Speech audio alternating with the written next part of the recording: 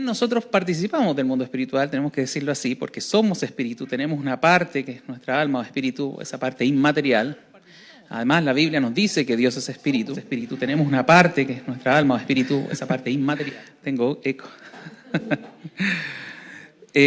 Porque tenemos ese conocimiento, podemos entonces decir que el mundo espiritual existe y está entre nosotros.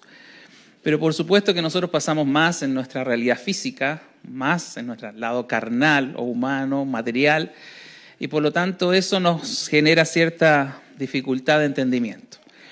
Pero justamente el tema de hoy, ¿no es cierto?, nos va a tocar este tema. Los tres versículos que vamos a avanzar del capítulo 12 de Mateo, tratan directamente sobre esto. Habla de espíritus inmundos. Y eso es un concepto que también tenemos que recibirlo, que la Biblia habla de estos temas, de los ángeles caídos. Sabemos de eso porque la Biblia habla de ello. Pero tenemos que abordarlo de una manera legítima. ¿Y cuál es la manera legítima? Bueno, ir a la Escritura. Porque hay gente que se fascina mucho con esto, le interesa y busca una vía alternativa, una vía ilegítima, podríamos decir, para adquirir información, adquirir conocimiento. Pero no hay nadie mejor que Jesús para hablar de estos temas, porque Él es el protagonista de la historia acá.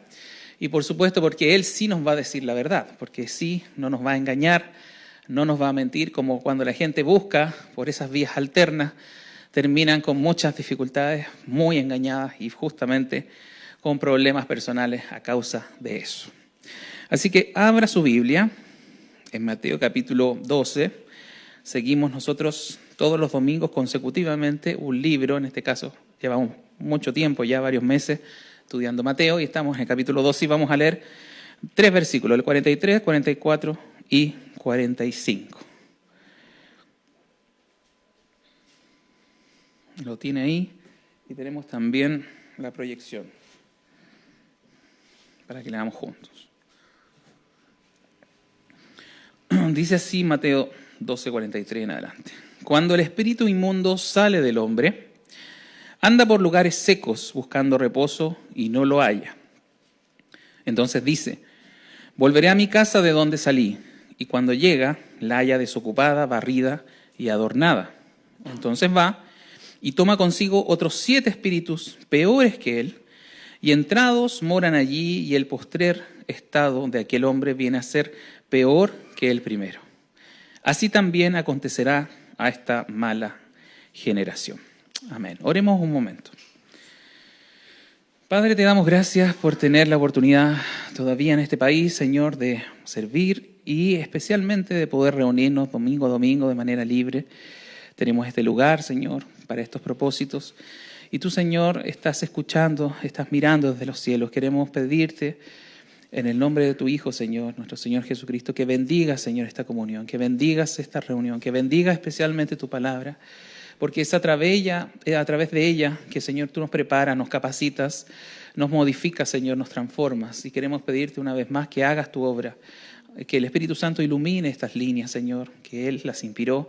Y te pedimos que podamos ser receptivos, Señor, que podamos abrir, Señor, nuestra mente, nuestros oídos espirituales, Señor, para que tú hagas tu obra, Señor, en medio de esta comunión, Señor, en medio de esta comunidad, sabiendo que necesitamos mucho más de ti, necesitamos aprender mucho más de ti. Permite que podamos, Señor, ser fieles en la exposición de tu palabra y que por medio de ella, Señor, tú vengas a trabajar en nuestra vida. Te lo pido en el nombre de Jesús. Amén. Bien, al observar o al leer estos 3 versículos, primero que usted diría, bueno, ¿qué tiene que ver este tema de lo que hemos estado hablando? Recordemos que el capítulo 12 nos muestra esa confrontación de Jesús con los fariseos, que estaban dudando de muchas cosas que él hacía, que él declaraba especialmente, decía cosas y hacía cosas. Pero este paréntesis, que parece un poco extraño, tiene mucho que ver con lo que hemos visto, porque en el versículo 22, no sé si se recuerda, ahí comienza la controversia, que todavía sigue en estas líneas, porque Jesús había echado fuera o expulsado un espíritu demoníaco de una persona que no veía ni oía. Ya lo conversamos cuando nos tocó revisar ese tema. Y como sabemos, no es la única liberación que hace Jesús. O sea, si usted abre los evangelios, va a encontrar muchas veces, repetidas veces, un abundante notificación o exposición de estos eventos, que le llamamos liberación o exorcismo, como quiera denominarlo. Recordemos que también en el tiempo de Jesús habían exorcistas ambulantes, habían judíos que tomaban, antes que Él apareciera en escena, antes que Jesús viniera a la tierra, tenían también esa práctica. Y era una práctica que al parecer, por lo que vemos en Hechos, capítulo 19, que ya lo leímos en algún momento, estos exorcistas ambulantes trataban de hacer este oficio, pero al parecer no les iba muy bien. Los exorcismos de Jesús eran completos, eran inmediatos, tenían una espectacularidad, si usted lo quiere mirar así, una efectividad que era dudosa en el caso de los otros exorcistas y que también generaba dudas, ruido y por supuesto estaba llena de rituales un tanto mágicos para poder lograr ese objetivo. Por lo tanto, como decíamos, si queremos entrar a analizar este tema, no podemos ir por otra vía que con la palabra, y especialmente con lo que Jesús nos está enseñando. Él está declarando, está haciendo afirmaciones con respecto a este tema que tenemos que considerar. No podemos pensar a nuestra propia imaginación, dejar eso a nuestra propia mente, porque de seguro nos vamos a equivocar.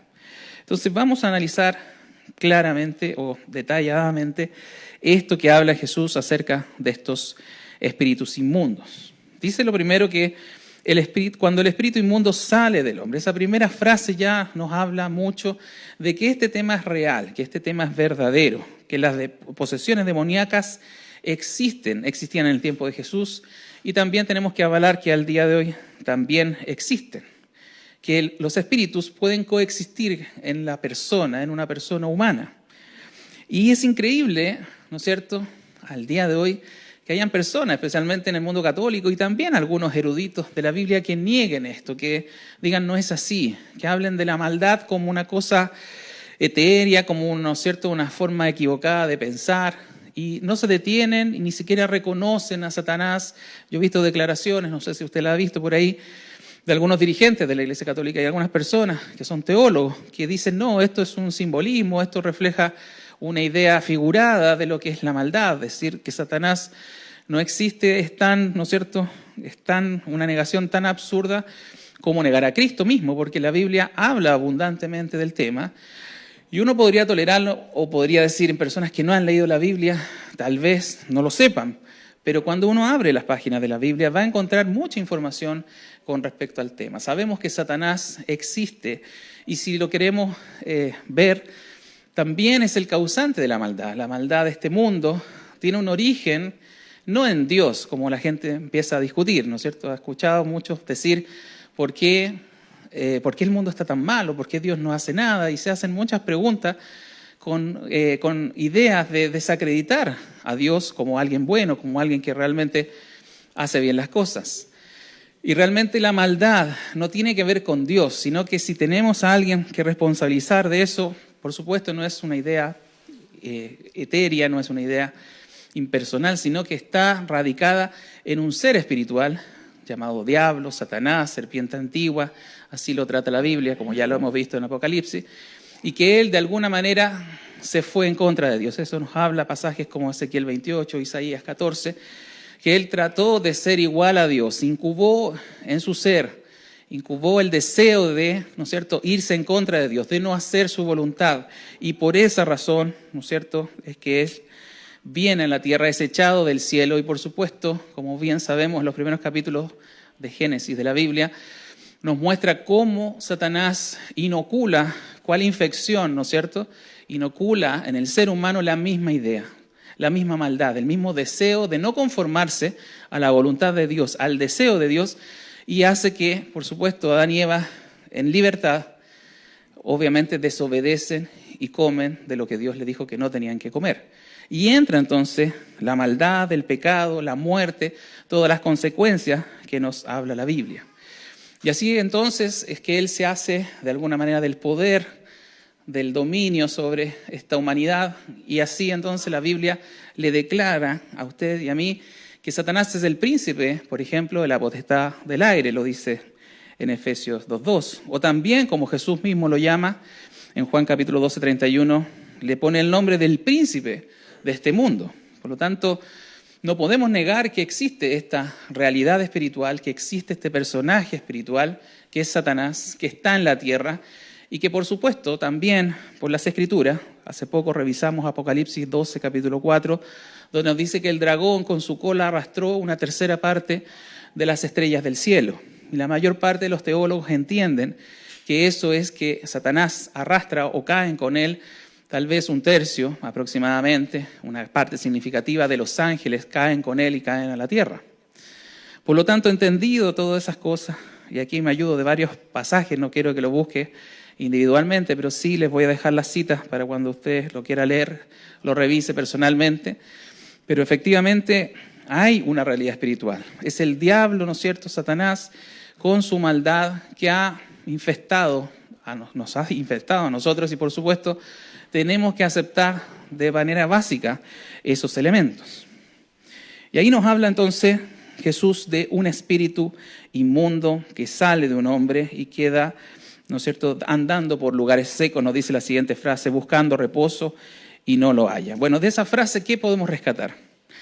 Que efectivamente los espíritus pueden entrar a una persona, también pueden salir, y que cuando salen no andan en cualquier lado, sino que andan vagando o andan mostrándose en la tierra. Habla de lugares secos, probablemente en el sentido de poco interés, lugares desérticos donde no hay mucho que hacer, y que buscan reposo, buscan alguna manera de estar sosegados, pero nos da la impresión a través del texto que tampoco es algo que ellos hagan. De hecho, cuando usted ve estos temas de asuntos paranormales, una de las cosas que más llama la atención es que lo único que producen estos espíritus inmundos es inquietud. No es tranquilidad, no es paz. Ellos no tienen quietud, no tienen reposo, sino que molestan. Y lo que más va a ver usted es intranquilidad, inquietud, un poco de molestia con las personas o cuando hacen sus actividades en casa, en lugares a veces incluso despoblados. Nunca están quietos. Y aparentemente, por lo que leemos aquí, en vez de andar vagando, sueltos por la tierra, prefieren a las personas, prefieren interactuar con las personas, tanto en la influencia como también en la posesión.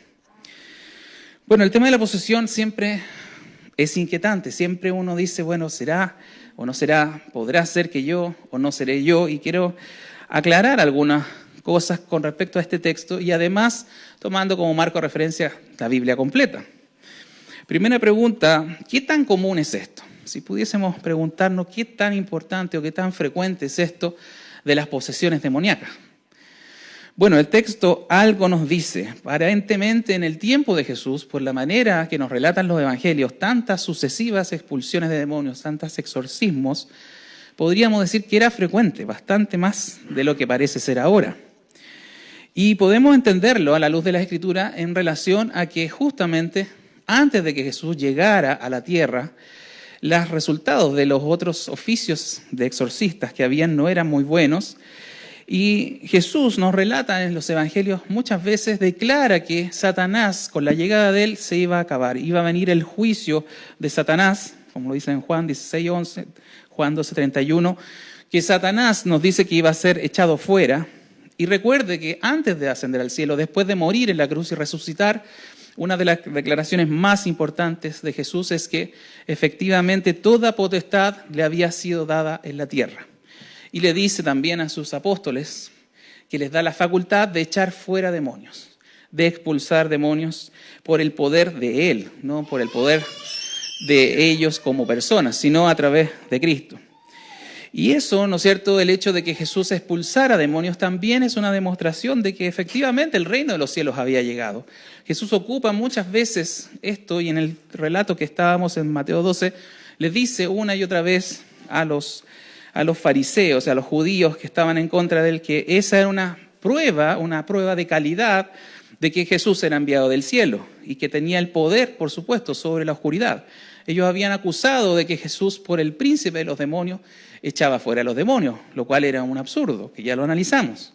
Por lo tanto, en la expulsión de demonios, junto con mostrar el poder, la autoridad de Jesús, también nos mostraba que este tema se estaba resolviendo. Con la venida de Cristo podríamos decir que ya las cosas que Satanás, el marco de operación que tenía, sigue estando en este mundo, sigue operando sus espíritus inmundos o impuros, pero ya tenemos ahora la autoridad de Jesús, el poder de Jesús reinando entre nosotros para poder ejercerlo en determinados momentos.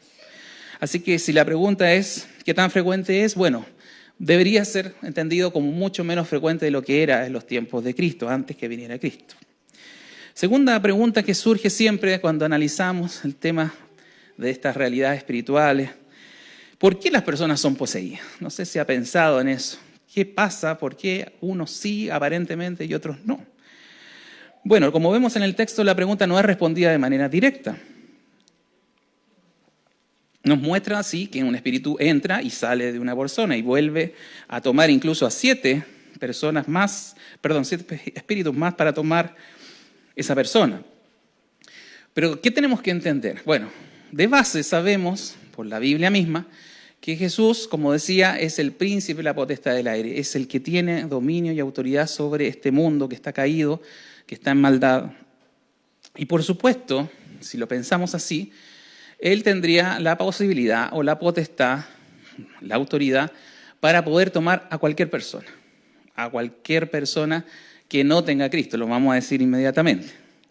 Pero lo que mayormente sucede, y seguramente usted puede haber escuchado algunos relatos, la mayor parte de las personas que tienen estos problemas con los temas espirituales es porque se han interesado en eso. Muchas veces como un juego. En los colegios a veces se da este tema de la Ouija, la famosa Ouija, como un jueguito inocente donde los niños en el colegio, en el recreo, se ponen a jugar pensando que les va a ser entretenido. Así parten muchos problemas de posesión, ¿no es cierto?, y de influencia demoníaca. También, por supuesto, personas cuando van a consultar brujos y se les pide hacer ciertos rituales. Otra fuente, ¿no es cierto?, de contacto finalmente con temas espirituales oscuros, con espíritus inmundos. Y también, ¿no es cierto?, cuando se involucran directamente en ocultismo, buscando información, tratando de aprender de eso. Y la Biblia es clara, y le vuelvo a advertir para todos aquellos que quieran evitar estas situaciones, la Biblia es clara en decirnos que no tenemos que buscar a adivinos, que no tenemos que consultar a adivinos. Dios se lo dijo al pueblo de Israel en Levítico claramente, que era una abominación para Dios que alguien consultara a un adivino. O en Deuteronomio nos dice algo semejante: a los muertos. Consultar a los muertos también era una prohibición explícita, y también por lo mismo para nosotros es prohibición de consultar a los muertos. ¿Por qué? Porque detrás de esas consultas lo que hay son espíritus inmundos. Por lo tanto, la persona que se empieza a vincular con ello, es posible que los espíritus inmundos que están en la tierra puedan querer tener mayor contacto con ellos. Y una tercera pregunta que mucha gente se hace, y que tenemos que tratar de responder a través del texto, es si las posesiones pueden afectar a las personas de la iglesia. No sé si se ha preguntado eso o lo ha escuchado por ahí. Bueno, a decir verdad, y sobre todo por lo que declara el texto, la verdad es que las personas de hábitos religiosos, y escúcheme bien, de hábitos religiosos, también pueden ser poseídas. También pueden ser poseídas. Y lo quiero explicar más en detalle porque el texto mismo lo está diciendo. Como sabemos, la declaración de Jesús en estos 3 versículos es en contra de los fariseos, en contra de aquellos que no creían en Él y que le estaban diciendo que por príncipe de los demonios echaba fuera demonios. Y Jesús en el ejemplo, como acabamos de leer, pone a personas, ¿no es cierto?, con las características de una persona con una casa vacía, pero adornada y barrida.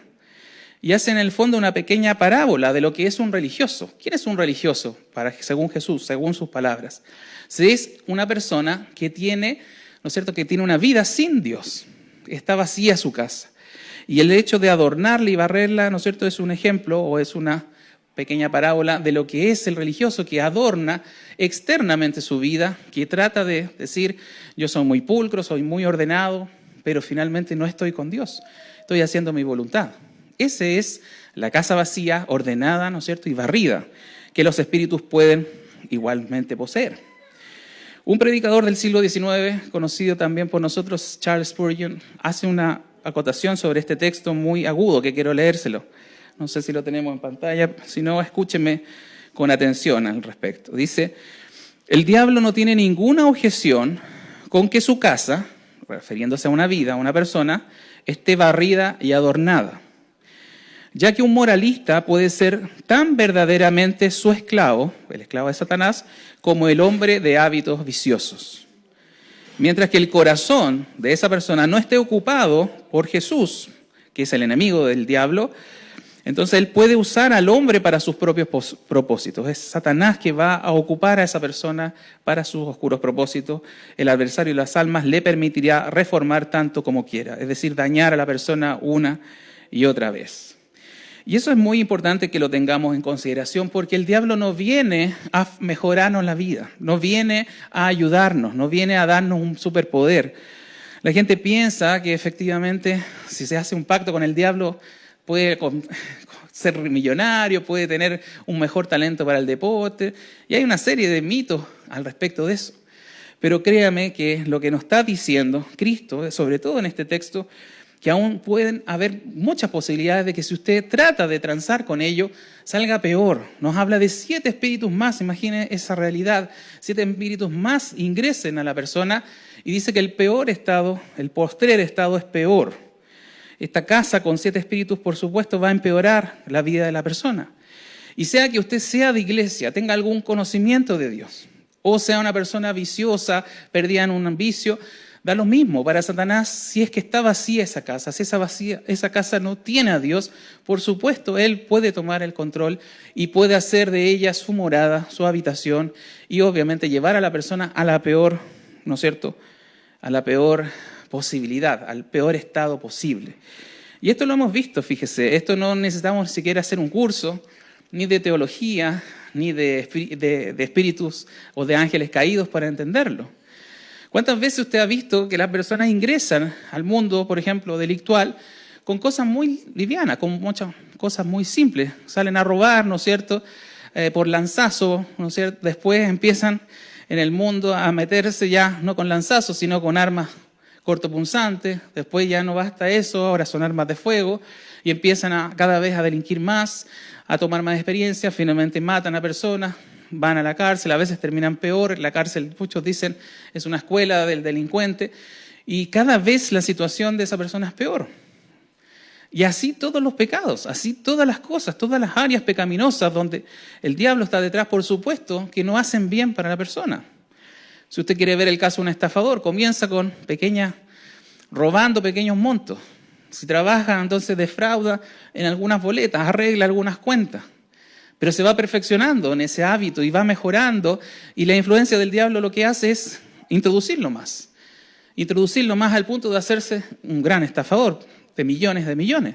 Las cosas no suceden de la noche a la mañana, sino que hay un trabajo detrás del pecado de Satanás que obviamente va a producir que las personas vayan a la peor posibilidad posible, al peor pecado posible. Y lo vemos en todos los ámbitos. Una persona, por ejemplo, en el ámbito sexual, comienza con pornografía, con cosas simples, pero después empiezan los abusos, pueden terminar en violaciones y en pedofilia y así en tantas cosas. La carrera de un narcotraficante, otro ejemplo más, lo hemos visto también en la zona. Comienzan traficando papelillos en la casa, después en auto van a distribución, ¿no es cierto? Y después ya se hacen regentes o dominan un territorio. Esa es la vida del pecado, esa es la vida que nos da Satanás, que puede dar Satanás y su influencia y sus espíritus, trayendo, por supuesto, que el hombre se transforme en un siervo de él, o en un esclavo de él. Y esto no es novedad, pero la verdad es que la gente no quiere ver eso. No quiere ver que su vida es esclavizada al pecado, sino que dicen, no, yo lo dejo cuando quiero. Yo domino esta área. Esto es por un rato nomás. Como que juegan. Y estamos efectivamente sufriendo por Satanás, por su esclavitud y por su control de las personas, pero la gente no quiere reconocer ese elemento tan básico, que estamos esclavizados por Satanás al pecado. Él nos tiene de una correa, ¿no es cierto? El pecado es su instrumento, es la correa. Muchos pueden decir, no, si yo cuando quiero lo dejo, pero ¿qué es lo que hace Satanás? Le da la correa un ratito. Usted va para un lado bueno, aparentemente inocente, pero basta que él tire nomás la correa y que le recuerde que es su esclavo. Esa es la realidad del mundo. Esa es la realidad de todos nosotros desde que nacemos, desde que estamos en esta tierra. Por lo tanto, no podemos jugar con los temas del mal, los temas demoníacos. Hay gente que se ríe de esto, que incluso hace chistes. Yo tengo por ahí un colega que se reía, ¿no es cierto? Y hacía el símbolo de los cachos y decía que él era rockero y por eso, ¿no es cierto?, él estaba feliz, que iba a estar decía, voy a estar en el infierno, voy a estar ahí calentito, voy a estar con mis amigos. con sus ídolos de la música. Y lo jugaba eso cuando la Biblia nos enseña a tener temor al infierno. Lo describe como una situación verdadera, real, donde lo único que va a haber es sufrimiento. Lo veíamos en Apocalipsis un martes. Un sufrimiento eterno del cual no se puede salir. Que va a haber un lloro y un crujir de dientes. Dice, donde el gusano nunca muere. Es un tormento eterno. No hay nada que se compare aquí en la tierra. Usted puede decir, ¿no es cierto? Bueno, si tengo una enfermedad, en algún día me voy a mejorar. O de alguna manera voy a salir de esto, cuando tiene un problema. Pero el infierno no va a haber salida. El infierno fue creado para Satanás, para sus ángeles. Pero no quieren irse solos. Siguen molestando, siguen trayendo más mal. Y lo hace porque justamente su único cometido, su única idea es destruir la creación de Dios. Y a nosotros nos ven como la creación de Dios, como la creación del planeta, dentro de lo que creó en el planeta lo más elevado. Y como ellos lo único que desean es ir contra Dios, entonces nosotros somos su objetivo. ¿Y qué es lo que hace? Bueno, es destruirnos, es tratar de destruirnos. Y el texto en estos 3 versículos termina con una frase de advertencia, que es importante que la consideremos, porque dice, así también acontecerá a esta mala generación. Si la mala generación eran esos tiempos, y decimos que todo tiempo pasado fue mejor, entonces ¿cómo será esta generación? ¿Cómo es nuestra sociedad? Si hace 2000 años Jesús decía esta mala generación, ¿cómo será la de ahora? Y el problema es justamente este rechazo, esta idea de anular a Dios, de decir que Cristo no vino, que Cristo no existió, que Cristo es mentira. Antes había un rechazo, ¿no es cierto?, a lo que Él mismo estaba haciendo. Directamente lo rechazaron a Él en persona. Él quería venir y como Juan Manuel lo leía o lo decía, cuántas veces Él hizo, ¿no es cierto?, Él dijo el deseo de venir a Jerusalén y de juntar, como la gallina junta a sus polluelos. Él quería juntar a su pueblo, vino al pueblo de Israel, vino a los suyos y los suyos no lo recibieron. Pero nosotros, a lo mejor 2000 años después, igual tenemos un rechazo con Dios. Levantamos un muro de ignorancia, decir, no puedo estar con Él, no me interesa, yo tengo mi vida, Él allá pide otras cosas, en la iglesia me dicen cosas. Y la verdad es que tenemos que pensar muy bien sobre esto porque no hay un tema neutral. El otro día conversamos en un grupo en casa, el día jueves, porque a veces la gente tiene la idea de que estar con Dios depende de lo que yo quiera hacer, ser bueno es algo opcional, pero la Biblia es enfática en decirnos que nosotros venimos en maldad, nacemos en maldad. Que cuando usted nace, no nace en un territorio neutral para decidir me voy al reino de las tinieblas o me voy al reino de la luz. Eso no es así. La Biblia claramente enseña que venimos en maldad, que venimos esclavizados al pecado, y que efectivamente hay 2 opciones, o está en el reino de la luz o está en el reino de las tinieblas. No hay una tercera vía, no hay un espacio de neutralidad. Y esto es por defecto, es decir, si usted no está en el reino de la luz, por defecto está en el reino de las tinieblas. Y esa es la gravedad de la situación, estamos sometidos al diablo, aunque usted no lo quiera aceptar, aunque usted no lo quiera ver.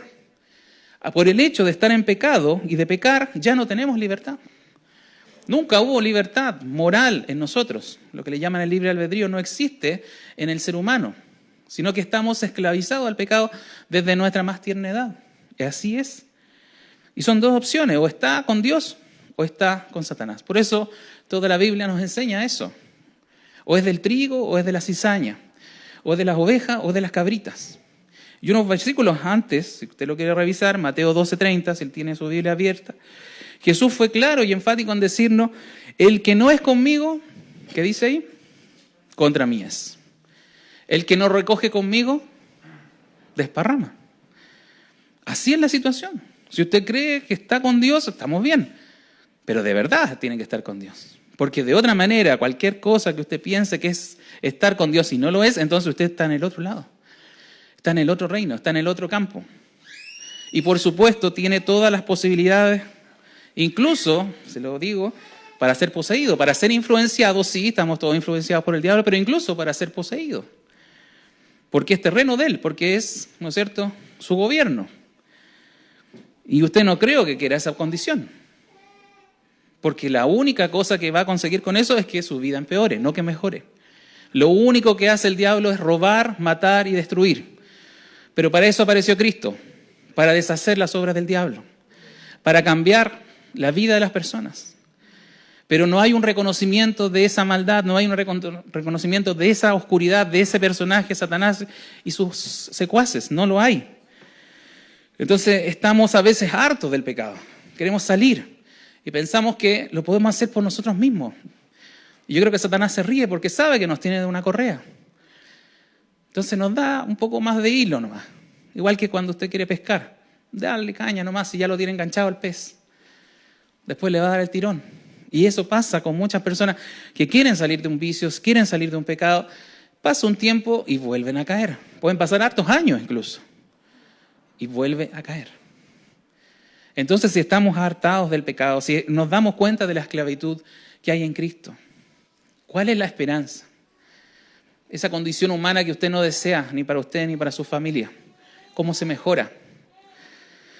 Luego tengo que llevar a otro texto, porque este texto no nos dice un poco la solución, solamente ¿no es cierto?, indirectamente. Abramos la Biblia en Juan, capítulo 8, versículo 33 en adelante.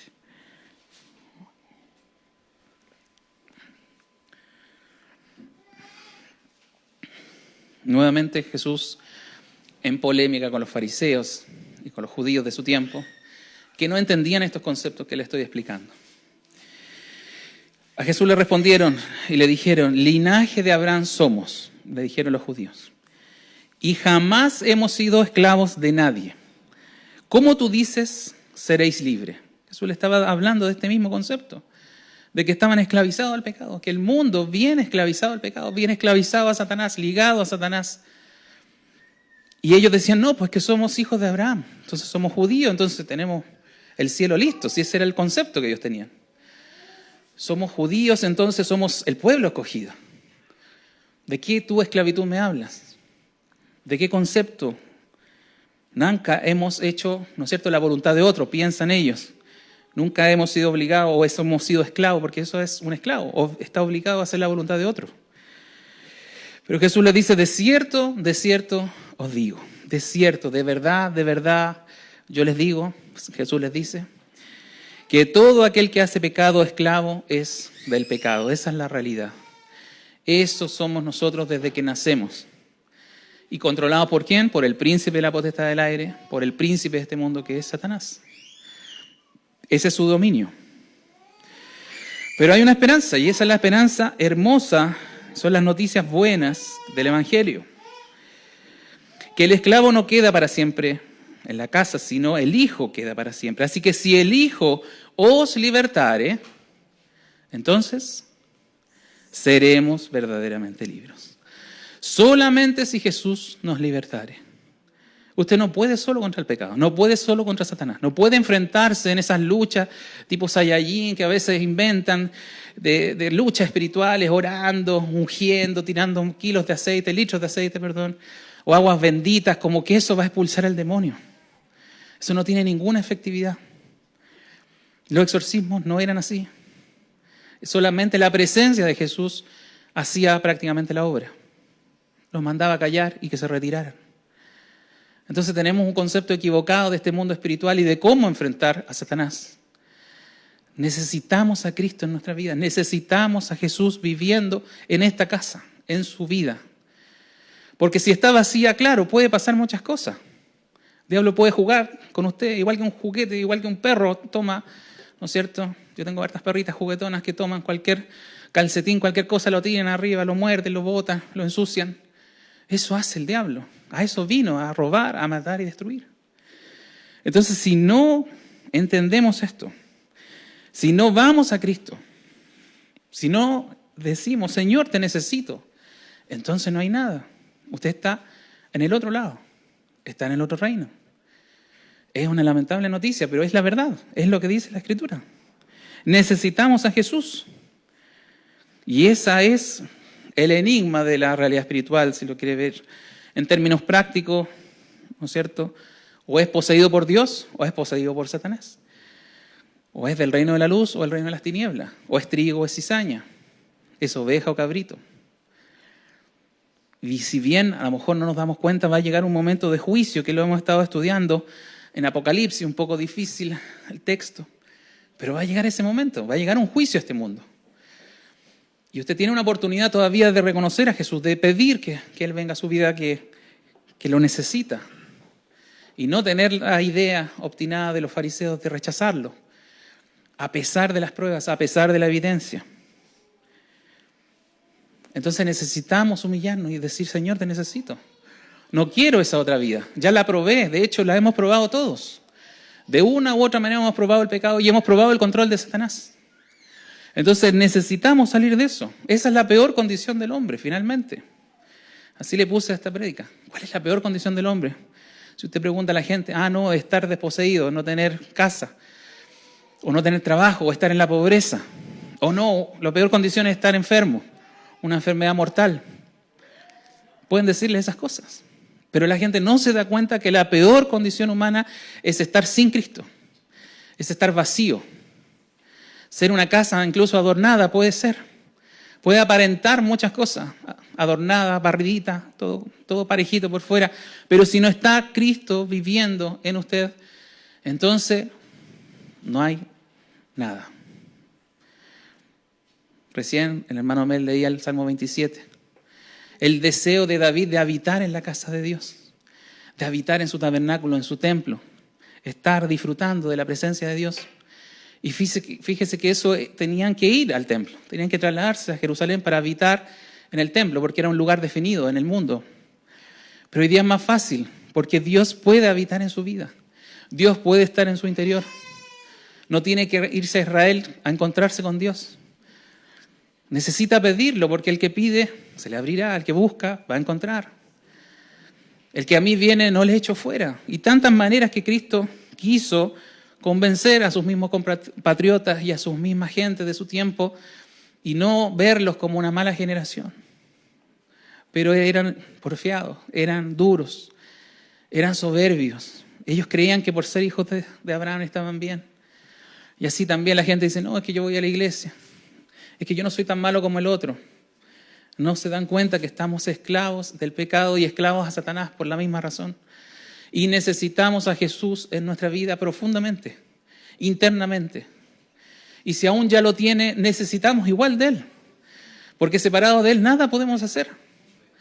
Porque nos dice el texto, también Juan, en la parábola de la vid, que para producir frutos, el pámpano tiene que estar unido a la vid.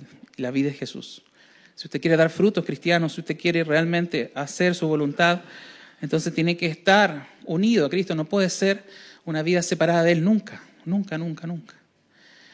Y esa es justamente lo que más falta en este mundo. Si usted lo ha entendido, usted lo necesita. Y si ya lo tiene, si ya tiene a Jesús, necesita estar más en comunión con Él. Necesita hablarle, necesita pedirle. Si todavía hay temas de pecado, por supuesto que lo hay. Entonces necesitamos más aferrarnos a Jesús. Gracias a Dios, si tiene a Cristo en su vida, no va a haber posesión demoníaca y puede romper la influencia del diablo. Eso es así de claro. Pero si no está con Dios, esa es la peor condición del ser humano. Queda desprovisto de protección, queda a la deriva. Como un barco en una tormenta, le puede pasar cualquier cosa. Y yo no quiero eso para nadie de los que están escuchando, presencialmente o a través de las redes sociales. Así que el Señor nos ayude, el Señor nos hable y nos llame a Él. Y nosotros aferrémonos a la cruz, aferrémonos a Cristo, con todo lo que tiene. No hay otra solución. La vida puede ser dura con el pecado y puede ser más si usted se deja estar. Entonces necesitamos a Cristo en todo el sentido de la palabra. Necesitamos que habite personalmente y completamente en mi vida. Y yo rendirme a Él, cada uno rendirse a Él. Oremos.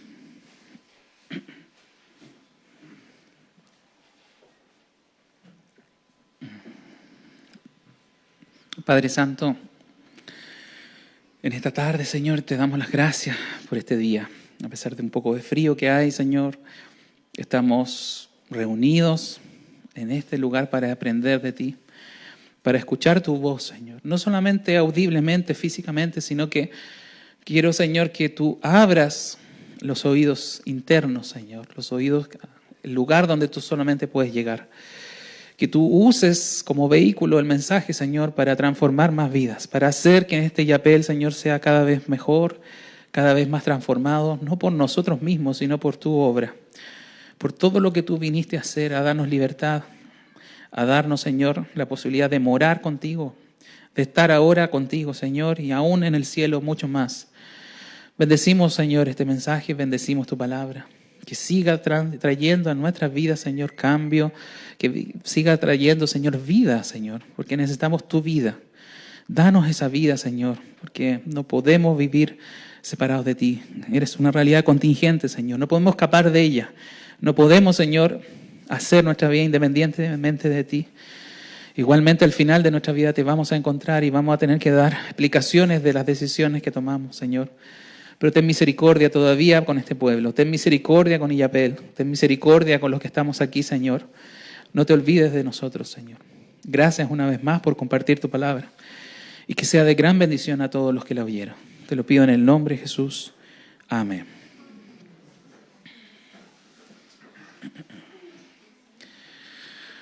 Bien.